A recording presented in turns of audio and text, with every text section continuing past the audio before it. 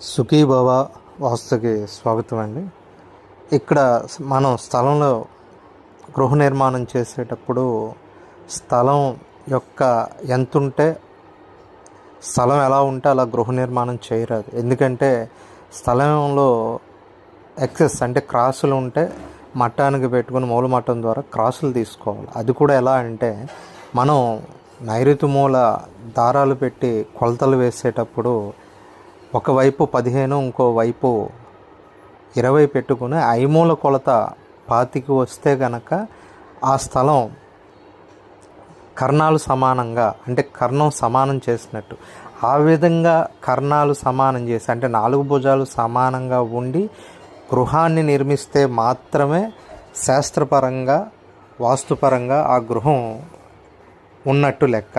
అలా కాకుండా మనకు తోచినట్టుగా గృహ నిర్మాణం చేయరాదు. ఎప్పుడూ కూడా స్థలం ఎంత ఉంటే అంత నిర్మాణం చేయడం కానీ చేపట్టరాదు. ఎందుకంటే స్థలాన్ని కంపల్సరీగా స్థలాన్ని భుజాలకి సమానంగా సరిపెట్టి కొలతల నిర్ధారణ కరెక్ట్గా చేసుకుని ఆయాది గణితం కట్టి గృహాన్ని నిర్మిస్తేనే వాస్తుపరంగా యజమాని ఆయురారోగ్యాలతో అష్టైశ్వర్యాలతో ఉంటాడు.